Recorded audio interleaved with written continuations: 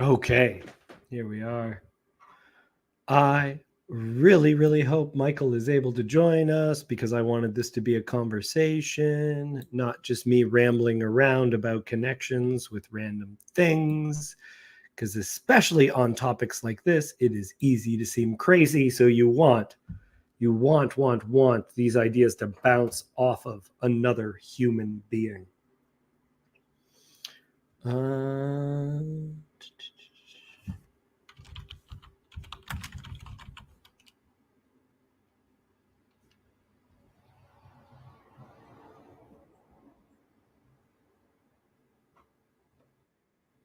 there we are. Hello. Michael. Weird. That was a weird thing that happened. So weird.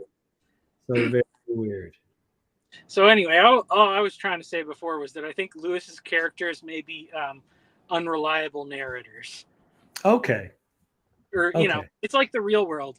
Everybody's got their own mix of knowledge and theories, and they speak what they think they know. But yeah. Okay.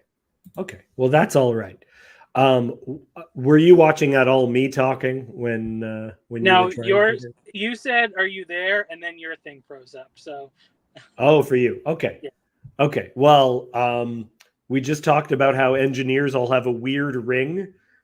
Do you know about the engineer's ring? No. You want to become an engineer?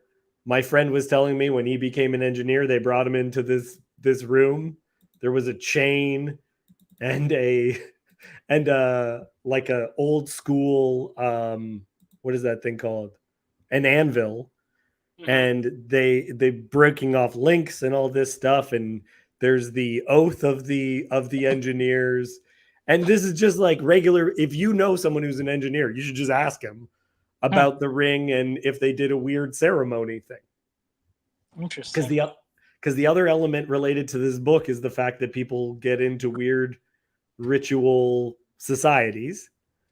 And then I showed a little clip of something, Michael, which is two people who are against each other running for president of the United States, George W. Bush and John Kerry, Oh yeah. both on the same morning talk show, um, Talk uh, about skull and bones. talking about Skull and Bones, and the guy's like, "You were both part of the same secret society," and that is actually an element within this where um, the politics is discussed among these university people trying to engineer the world.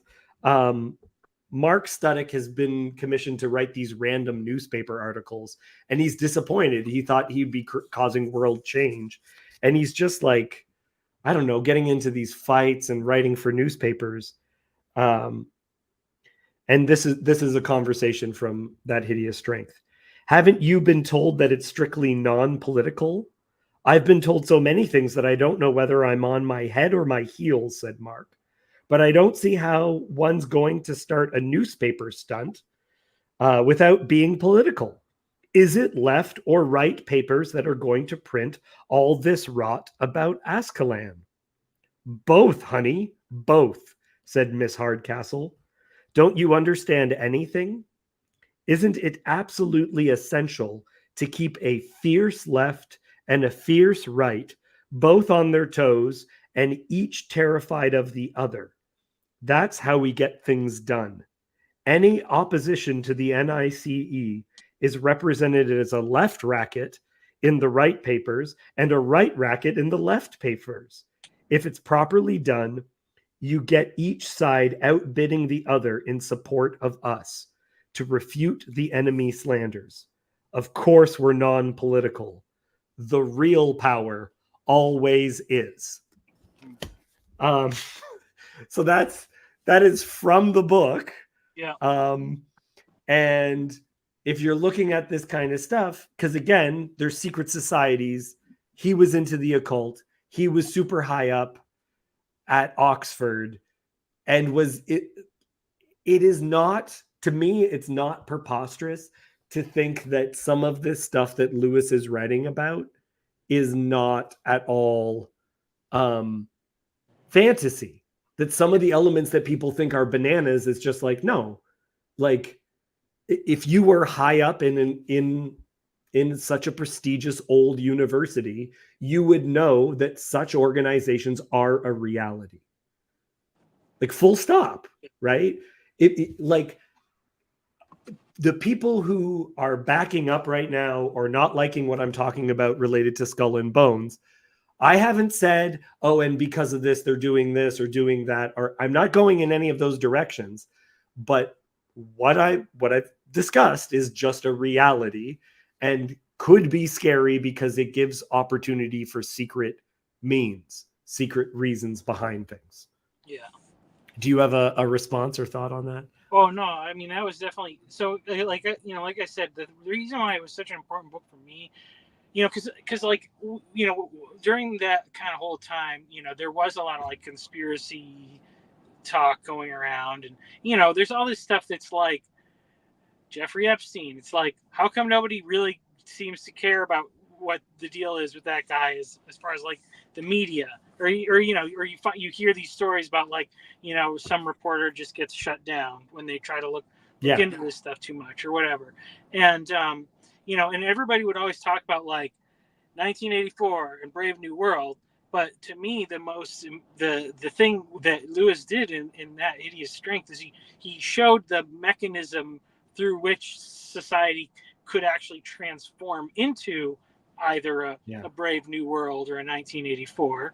Well, so this is part of it that I wanted to talk about, is that a lot of the elements that people think are the most bananas are not unrealistic. That there's elements of them that are currently true.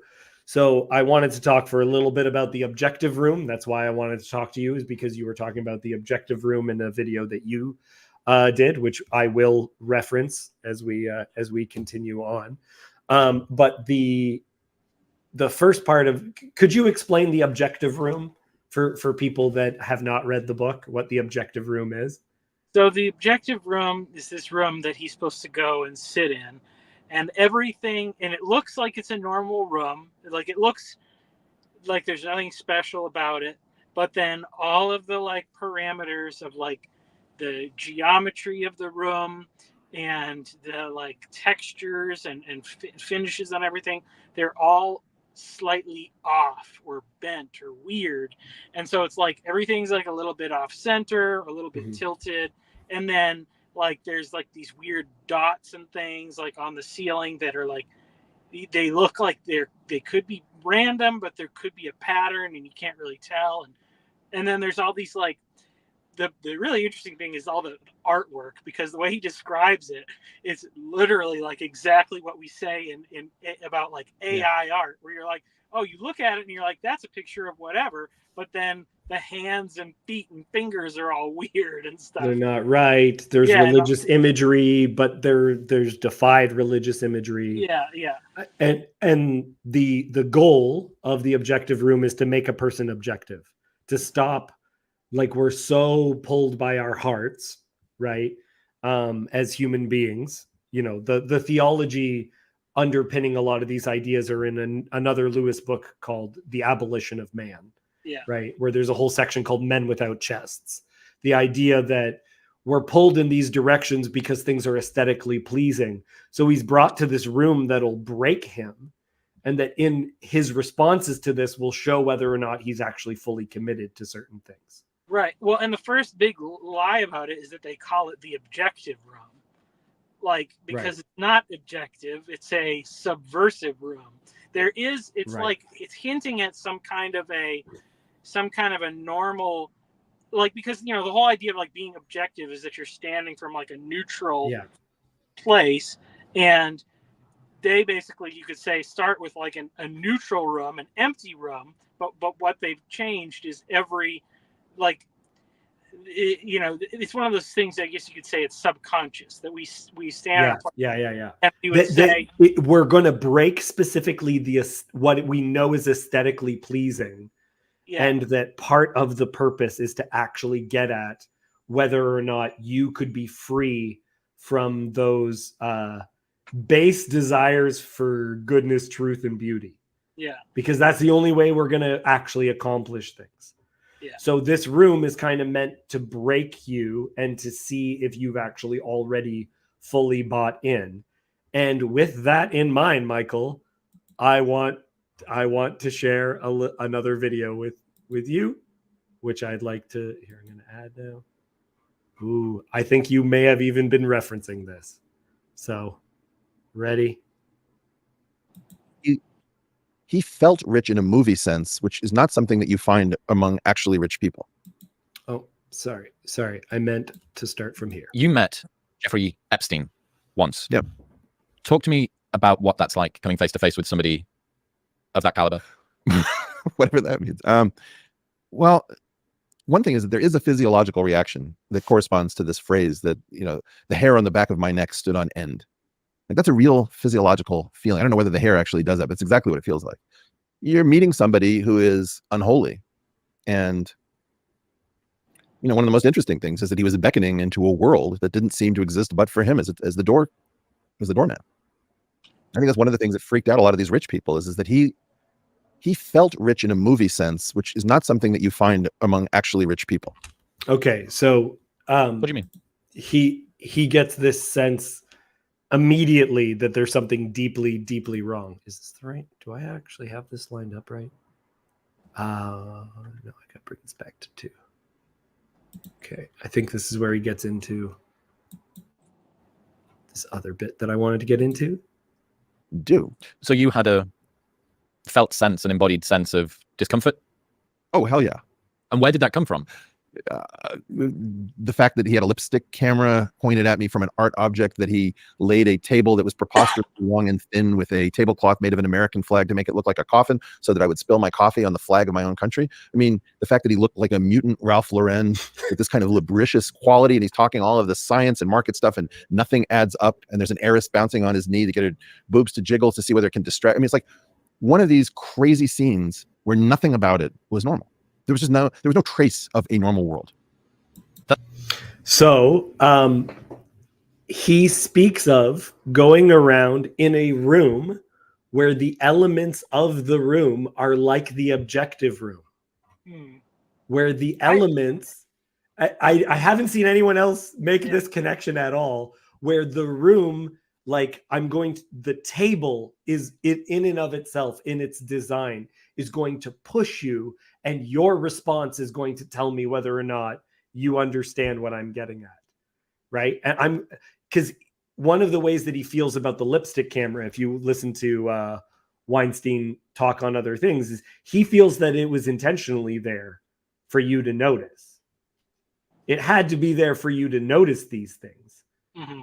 That's part of its intention, is that you see these things and it's going to get that kind of reaction from you, that's the intention from the word go. Any response to that before I show you a couple other little clips? No, I hadn't seen this one, because this is the newer one, right? The newer interview that he had. I had seen him mention Epstein before, but not with as much detail or whatever about the scenarios. So that's interesting. Yeah. Okay. So here's another little bit of it. I know that this is just a one-time thing here that you got to see, but the construction of the coffin-looking American flag, the spilling of the coffee, this weird power play thing that's going on, that seems, now that you say that, it wasn't him even pulling his own strings, perhaps. It makes a lot more sense, but even that degree of sophistication, I learned this from Daniel Schmachtenberger. We sat down and he spent some time with particularly powerful people. Yeah.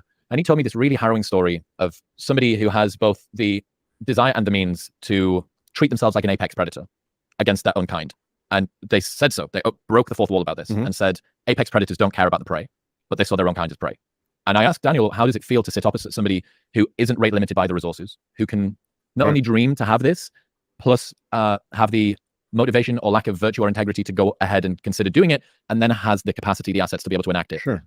So he relates it to these ideas that these people become utilitarian, where they feel that they're now objective, that they can evaluate human beings, but to some extent they evaluate them the same way an apex predator looks at prey. That's all related. Now, in C.S. Lewis's other work, he talks about how the demons look at us as food, That's what they want to consume us, as an element within it. Okay, I got one more little bit of it that I want to show you, and then we'll get into a last thing. That jumped forward. We're 10:36. Okay, here we go. This was intended to be terrifying. It wasn't an accident. It was intended to be as fascinating as it could possibly be, which it was, and terrifying at the same time. And it achieved both. It achieved both objectives. I mean, I was given an opportunity to meet him again. I didn't know what to do. I mean, the other thing that I just found really weird is that he knew about my research, and it turned out that he was connected to my graduate department at Harvard.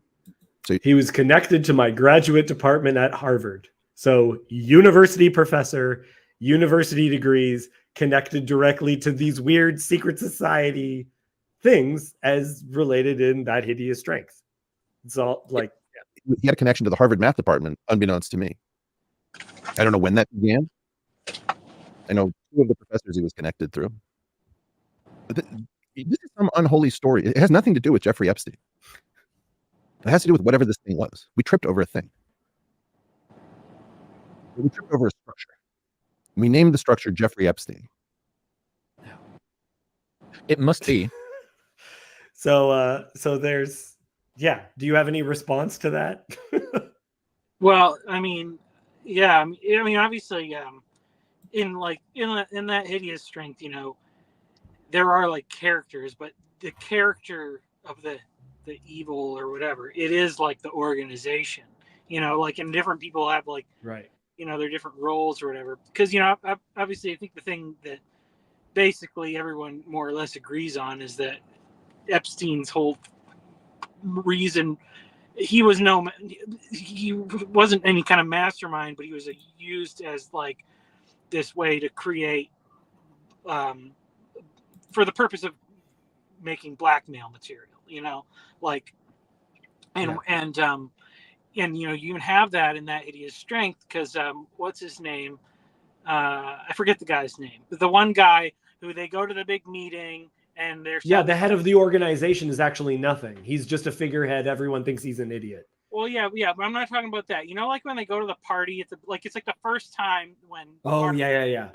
And then there's the one guy who's like, "This is rubbish. I don't want anything to do with it," and then he drives off and like there's like a car wreck or whatever. There's an accident. Yeah. And then basically, and Marx loses his personal items, and then they're like, "We found this at the crime scene," and they're like they're basically saying like, "We have this leverage over you. We can say that right.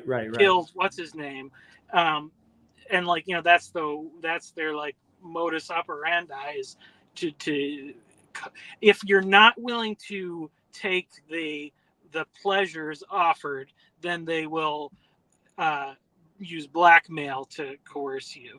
Like, or it's like either or. You know, they need you to commit some sin so that you're either invested or your tongue is you know, your lips are sealed for your own protection. Yeah. Well, and then there's an element, the way that like sin in general actually really, you know, works. Right. And then I want to talk about a little bit about the art that you were making reference to before, where they see art itself as playing a role in his reaction, in how he responds. So let me just hit play there. Frost was not trying to make him insane, at least not in the sense Mark had hitherto given to the word insanity. Frost had meant what he said. To sit in the room was the first step towards what Frost called objectivity, the process whereby all specifically human reactions were killed in a man so that he might become fit for the fastidious society of the macrobes. Higher degrees in the aestheticism of anti-nature would doubtless follow: the eating of abominable food, the dabbling in dirt and blood, the ritual performances of calculus. The eating of abominable food, the dabbling of dirt and blood. Obscenities. These were, in a sense, playing quite fair with him, offering him the very same initiation through which they themselves had passed, and which had divided them from humanity, distending and dissipating wither into a shapeless ruin, while it condensed and sharpened Frost into the hard, bright little needle that he now was. Okay, so being shaped into tools, and that these little pieces of art are some of the things that are being used in order to do that. So one of the things that I don't know to what extent you had heard about it, this was a famous painting that Jeffrey Epstein owns, and it sounds like the kind of paintings that are described in the Objective Room. Yeah. Right? Now, the same artist, just so you know, this is a conspiracy theory. He did not own this painting. It is from the same artist. Yes, the same artist did make a depiction of George W. Bush playing with an airplane in front of two destroyed Jenga towers. Yes, the same artist had that, but no, Jeffrey Epstein didn't own that. That is a myth, okay? Don't be ridiculous, okay, Michael? He owned this depiction of his friend, I don't know, Bill Clinton. The dabbling of blood and all this other stuff where it starts taking a ritualistic aspect. A lot of people noted this. Jeffrey Epstein did, in fact, have this little temple business on there. And if you follow Art and Embassies, there's also connections with this woman named Maria Abramovic. I don't know if you know anything about her. I hope you don't, because it's not enjoyable to learn about her, where it is exactly this kind of stuff, where subversive art is used in order to in order to what is sometimes called demoralize or emotionally prepare people, the slow march through the institutions. There's this kind of language that we've all heard. If you're interested at all in these topics, and they all seem kind of present within this novel. Mm-hmm. And so again, these elements that people say are bananas, I'm just like, wait. But we know this part happened to some extent. We know this part happened to some extent. And oddly, and like MK Ultra and all this other stuff, to what extent is it not true that people are broken in order to become sharper instruments for elements that we would call demonic? Yeah, well, I mean, I think so some I can't remember exactly where I found it, but it was like an official published thing or whatever. Like, this is real research or whatever. But obviously, like, one of the main areas that we've experienced this like warping effect is in regard to like sexuality, and Right. And the big guy, to look at with that change is Kinsey, Right. Alfred Kinsey, and I mean, it's like, so first of all, that's kind of a thing, is like, for whatever reason, whenever people like get objective, they always want to. There's always like these certain areas, like they want to mock religion and they want to warp sexuality. It's like always the same stuff for some reason when you start being objective. But so his embrace of like the Darwinian theory is, I think he started with like studying wasps or whatever and noticing like, oh, wasps have these odd sexual behaviors, and since humans are basically just smart wasps with several steps in between, perhaps that's part, like, human sexuality is permeable in this way. And and so he did some horrible research where a lot of it was, if he found out somebody was like a pedophile or something, that was like fascinating to him, so he would just correspond with them and ask them questions rather than like, in one of the situations, he sent someone a stopwatch to find, like, to most scientifically understand how long certain things occurred. Absolutely horrifying. Even if you now, maybe all you watched was the what's it called, Liam Neeson movie, where they actually even show that Kinsey would brutalize himself to see if he could enjoy it. Well, so the interesting thing was that once it became like official and there was like a sexology department at whichever university it was, what their thing was is that they would take the students, undergrad, college students who are going into this field of research, and they would basically show them these edited like films of pornography of just all sorts of bizarre stuff, like with just like one image after another, and like times of, like they didn't have a sense of time. There was no context, and it was just basically to flood their brains with all these crazy, shocking images that, for most people, if they ever experienced anything like that, it would be like one traumatic memory that happened in a very specific concept, but they remove the context and they just flood them with the shocking thing of it to more or less like remove the structures of morality that have been socially constructed. And like that is like that is their way of getting to an objective base, is just to flood people's brains with everything, Right. Well, and it is interesting too, because if you do, some of this stuff is difficult because people are making connections that aren't necessarily there. But there's other things where the way I said it to my one friend is you do have to dig for some of this information. But Cassandra saying they made us watch that Liam Neeson movie in college. That's a perfect example. I can't remember what I was just about to say.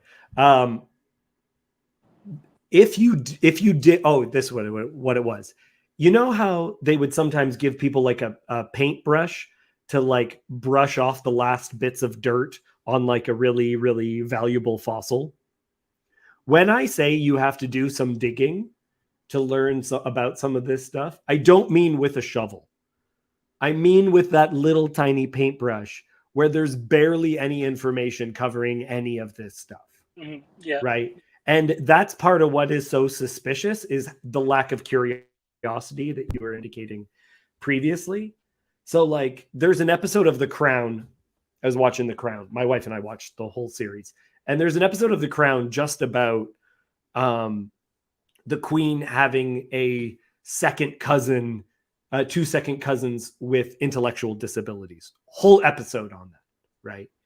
They did not spend any time discussing how 2 of her sons, 2 of them, had direct connection and close friendships with complete deviants. There's Jeffrey Epstein is not mentioned. That's well known. Yeah. And what's his name? Savile. Yeah. Savile is not mentioned at all either.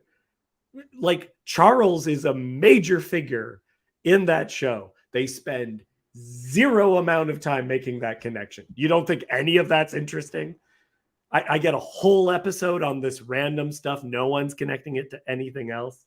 Which, by the way, if you watch that show, Princess Anne constantly goes to an island, and that island is like right next door to Epstein's island.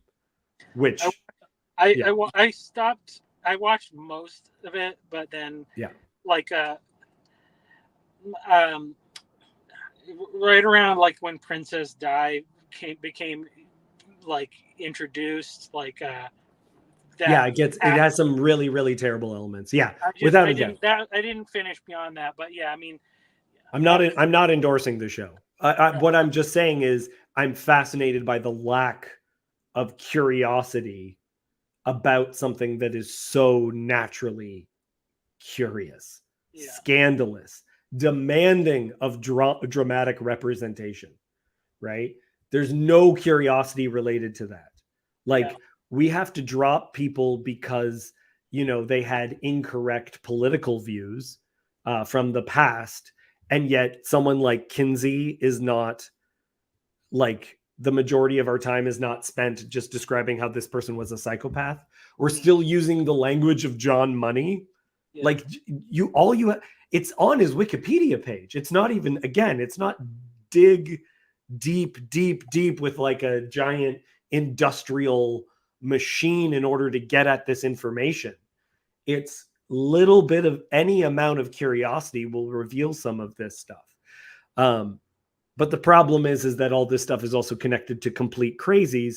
So this stuff that Lewis seems to be talking about seems to be information that people are not, they're not like, I don't see anyone else talking about these elements that he's getting at. That, yeah. Yeah. Well, so here, I think so. My like prior to, I would say, like finding like this little corner and all that stuff. Yeah. Like during the times, like right when the COVID stuff started happening or whatever, like I went really hard down the kind of conspiracy things, and I became really suspicious of the church's response, I would say, because Right. it's so like, and so this is even an interesting thing where like, I was starting to see, and other people notice this too, but like, the Gospel Coalition website, is like had been for a long time, like, this is a good resource, like they're reasonable, they're, it was like founded by Tim Keller. I respect him a lot and all that stuff. And then I noticed like there's these articles that are starting to pop up about like why Christians should not listen to this and that, why they should not feel, and like a lot of like, there was the ones where it's like, why Christians shouldn't feel morally obligated to vote for this party or that, and then there's things about like why Christians should embrace the vaccines and why they should denounce people that are skeptical of blah blah blah. And I'm like looking at it and I'm like, this is like social engineering, these websites. And it was some of the ones where I'm like, who is this? Like there was one particular guy, one particular pastor who was like on that website, who's like in charge of that kind of news and politics type stuff or whatever. And I'm like, where's this guy from? And I'm like, oh, he works at a big mega church right outside of Washington, D.C. I wonder if any government people are involved in that church. Like, and so like there's this stuff like that. But my big frustration is that, you'd have stuff like that and like pastors would just be like, I trust this website, so I'll just go with that. And then people in the church would come up and they would have these things. And some of them might be off base, like there's definitely a lot of like, there's definitely a range of like conspiracy stuff. The problem with it is that that's not necessarily a reliable source. And I think part of that's by design, because they'll tell you awful things and then they'll add additional lies to the awful things that are more easily disproven. And so then you disprove the part that's easily disproven, and then the whole thing gets thrown out. And I saw pastors responding like, don't believe this stuff, it's all crazy stuff. And so that was like, I was like, I don't know who to trust, I don't know what to do. So I started digging into the Bible and really studying just the nature of the demonic. And this is like before I found Heiser. So it's like because I was like, I don't know who I can trust. I can't trust anybody. I'm just going to search the Bible for myself, just with the concordance and try to find the pertinent things. And then I kind of like worked out a framework, which ultimately was like, yes, these powers are real. Good news, God is bigger and more in control. And then like I found Heiser's stuff and I was like, oh yes, this like validates all of my own research. So that was helpful. But the other things that really helped me like get out of that funk was That Hideous Strength and Screwtape Letters. Michael, not again. Wait, good? Yeah. Okay. Yeah. You're back. Yeah, so C.S. Lewis and then Francis Schaeffer. And Francis Schaeffer dealt with like a lot of the actual, he was dealing with all this art stuff. Like, he was dealing with like why are culture and why are we having like these terrible types of modern art? Like what is the worldview that's driving that? And he actually said I found one interview online where he said, every Christian ought to read That Hideous Strength every 5 years. Every 5 years you should read it. I think we need to up it to like once a year now. Yeah. But well, that's part of what's so interesting is that this is such an old book. Yeah. And he said that in the 70s. He said that in the 70s. If people had paid attention then. Yeah. And again, the Enochian literature, the interest in all this stuff that we now call the Deuteronomy 30 32 worldview and all this other stuff. That this has been around for all that time. I think directly related to what you were saying, right after this bit on the newspaper, we get this. I don't believe you can do that, said Mark. Not with the papers that are read by educated people. That shows you're still in the nursery, lovely, said Miss Hardcastle. Haven't you yet realized that it's the other way around? How do you mean?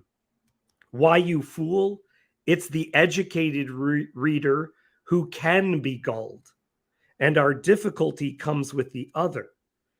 When did you meet a workman who believes the papers?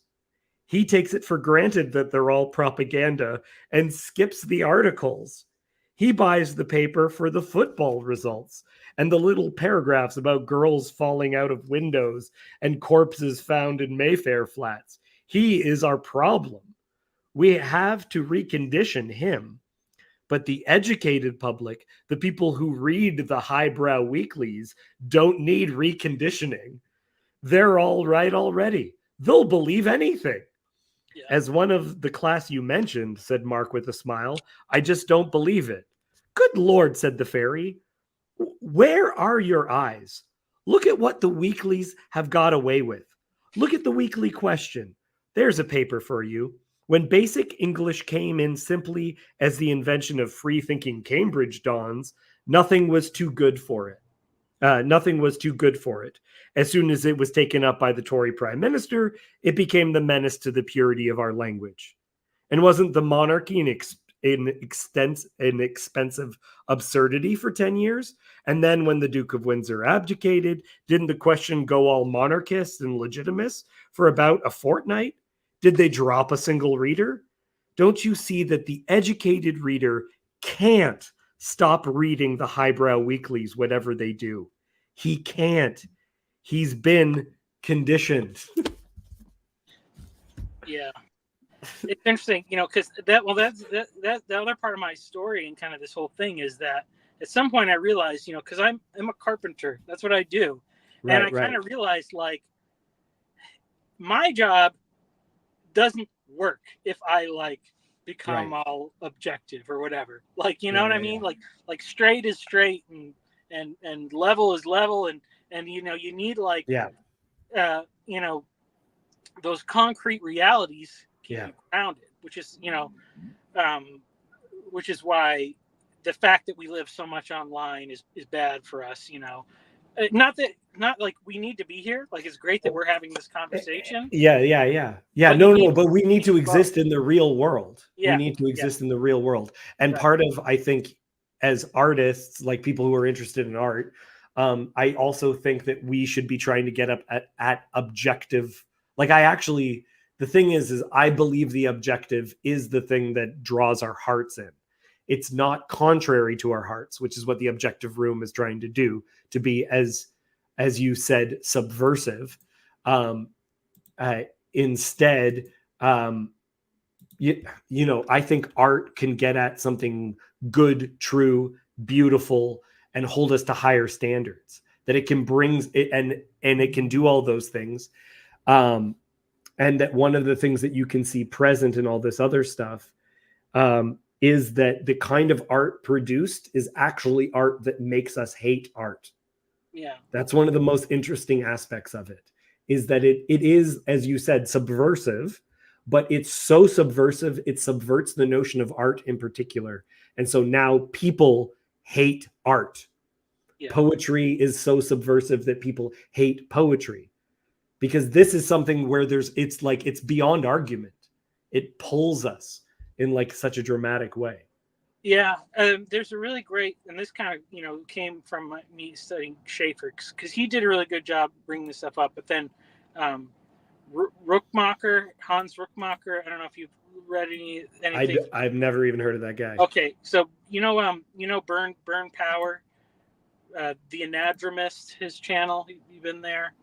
He's got some lectures from Rookmacher, but he was an art history professor, whatever, basically, over there in Holland, and he kind of pointed this thing of like around the time of the Renaissance, there's this disconnect where like the more humble aspects of like craftsmanship, building a house and making the chairs and the tables and these things got separated from like the more ornamental fine art, sculpture and painting, mostly, and then also like literature and poetry and those kind of things. And basically then everything, that's what became art, was just those like really sophisticated things.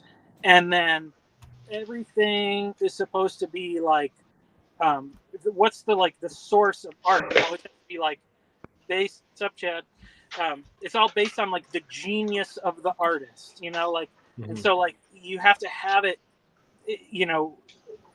and basically like that's a lot of pressure, and you have the guys of the Renaissance who have all this like cultural stuff to build on, so they can do a great job. But then you get to the, people are just like asking what's next, and then you get like people, pissing on in a can and putting a crucifix in it or whatever, and that's supposed Well, to be... and that's the thing too, is that at the end of that hideous strength, part of what he has to do in that objective room is to stomp on, to deface a crucifix.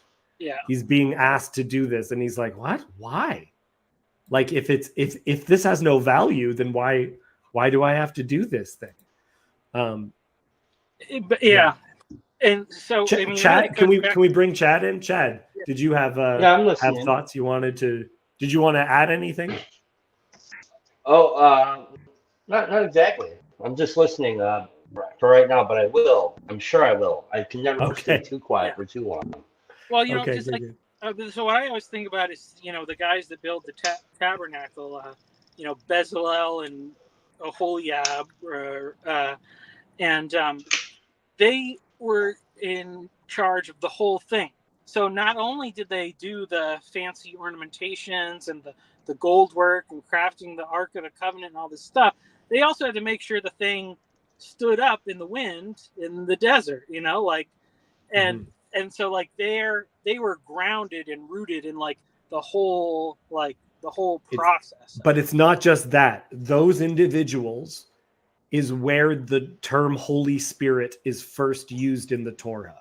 Yeah. The first reference to Holy Spirit is this literally inspiring, right? Inspire is it, like to inhale, inspire, expire.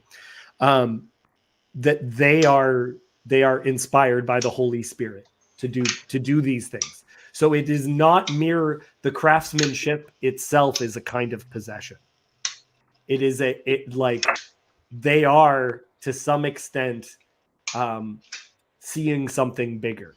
Yeah. Able to do that in relationship to the higher principle that they're connected to. Yeah, and I mean, I see it as in that, like, those people, like, because, like, God's thing, like, we make stuff, God makes people. So those are the people that, like, God made those people for that purpose. And obviously, they had a whole experience of training while they're in Egypt and all this stuff, but, like, he gave them their set of eyes where, and it's really similar to, like, Solomon in his temple, where it talks about, Solomon, because the temple has all this gold stuff and whatever, but then it talks about, like, Solomon studying the weeds that grow in the cracks of the stones and, like, the lizards and all the little things, and and the like when Jesus says consider the lilies, and he points it to Solomon, and those are like the top of the two pillars at the front of the temple are lilies. Like, the thing that really always is trying to be subverted is what God has created, and, like, it's which is why you get, like, brutalism and all this stuff, like, it's which is kind of why I feel a little bit weird when people are, like, fixated on, like, cathedrals or whatever. Like, cathedrals are beautiful in a period of time, but that was not, like, the ultimate thing. Like, because the more and this is, like, even where you say, like, the true good good thing that science does is when we don't look at it as like a reductionist thing that lets us cut things apart and do whatever we want with them. When we study nature the way that God has created it, it just becomes more and more and more awe-inspiring. And that's so, and that actually is an element of that hideous strength. Lewis was against vivisection, of experimenting on animals, of playing with them, of playing with life, of a whole bunch of things. And I've wondered to what extent, like, COVID is a perfect example of why that hideous strength needed to be understood, because what you're valuing, what you think is objective, clearly has with it inspiration. It is taking with it from other people, from other ideas, and making things happen a particular way. Yeah. I mean, to me, that's like what ultimately gave me peace, was like ultimately seeing like these kind of things that come up. You know, you have like an institution like the one, like the NICE or whatever. They're gonna do all this stuff, and it's gonna fail eventually. And it's not to downplay the horrendous part of what comes out of it, but there is like somehow I don't know. It's like God allows our rebelliousness in a way, because the more we question Him, or I guess you could say it, like there's two. Well, this is what if you watch that video where the illustration at the end where I talk about the cross, it's like if you try to subvert the cross, the subversion of it still points to like the reality of the real thing. So like the best thing would be to earnestly seek God and seek His knowledge, and that'll take you into all sorts of good of helping people. And I don't think we have to be afraid of like science as a means of, if it's rooted in God and His creation, that is a means that like we can bless people. But if people try to do that out of rebellion, they're going to end up accomplishing the same thing by trying to disprove God. Every argument that new argument to try to disprove God or disprove His goodness, when it backfires, is going to end up moving the whole thing forward ultimately. Well, and that's actually part of that hideous strength again, is that, and I think it's one of the reasons why people don't particularly like it, is the end of the, like, it becomes very, very evident that God is completely sovereign, that He is not surprised by the plans of the enemy. There's a bit of a Deus Ex Machina that happens in the end. There's literally a flood. There's literally like the Tower of Babel. People become confused, unable to communicate with each other, in a pretty funny scene.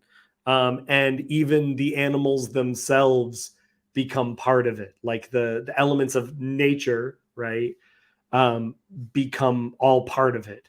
And so regardless of human intention and human desire, and it's kind of presented like a miniature apocalypse, where there's this idea that like it seems like the world was just about to end almost, and that God stopped it from happening, and you just never even hear about it. Like it's presented within the reality of the book that this could have actually happened and you never would have heard about it. And this is all the reasons why, and this is how God has essentially, I think C.S. Lewis is just telling you straight up that God is doing this over and over again, and we just have no clue to what extent He fully is in control. Not in some Calvinist way, but in like in this way that He's keeping in mind everything. I don't mind saying in the Calvinist way. I mean, that's why I like more or less fall in that camp. But in the way that Luke Thompson's not so offended by it. Yeah, I mean, it's interesting because I think about like, there's just the way when people are like looking at this stuff and being like, if you're always looking at the past and you're looking at it as a series of like bad mistakes. And even I think, my thing is even to say like, to go back to the fall, if you're thinking the problem was like, if you're so fixated on like, why didn't they make the right choice instead of the wrong choice? Like, God imagined that world, and it wasn't very interesting, honestly. You know, like the more interesting thing is like how much can stuff go bad and God still fixes it, and we don't like that because oftentimes we're the ones that suffer because of that. But then, you know, like I think of like with like modern medicine and things like that. You know, it's like my wife when she went into labor, like her water broke, and then she labored for a long time, but she never dilated like at all, and so the baby was not going to come out in a natural way, and they had to do an emergency C-section, and that was how all three of our daughters were born through C-section. And like, and I've heard people talking about like, oh, it's, you know, like it's not like the best for like a baby's health and stuff like that, and it's like, okay, maybe that's so, but my children would probably have died, and my wife probably would have died trying to give birth if it wasn't for that like technology or, you know, that technique and stuff like that. And so it's like, it just makes me, when I see bad stuff, it's like I'm like, I wouldn't go down that path. That seems like it's the wrong thing to do. You know, some of these things frighten me, but I trust that God's in control, and ultimately he's going to be glorified through you know, the resolution that he brings to all these kind of things. Yeah, this feels like it's a kind of a natural place, I think, to end on this topic, because we just got to the end of the book, and will be a good place for us to end. There's my crazy ideas. You seem to play with them pretty well. Chad, do you have anything you want to add or anything? No. Okay. Well, thanks for joining us. Oh. Call it a day, eh? Yeah. I can't do it while I'm working, so I did this on my lunch break, and have to get back to work. Yeah, as do I. I do have real work to do. So. Okay. All right. Fellas. If you guys are around, I'm doing the judges Bible study tomorrow, so you guys can join me then. Awesome. All right. Toodles. See you later. Bye. Thanks everyone for tuning in.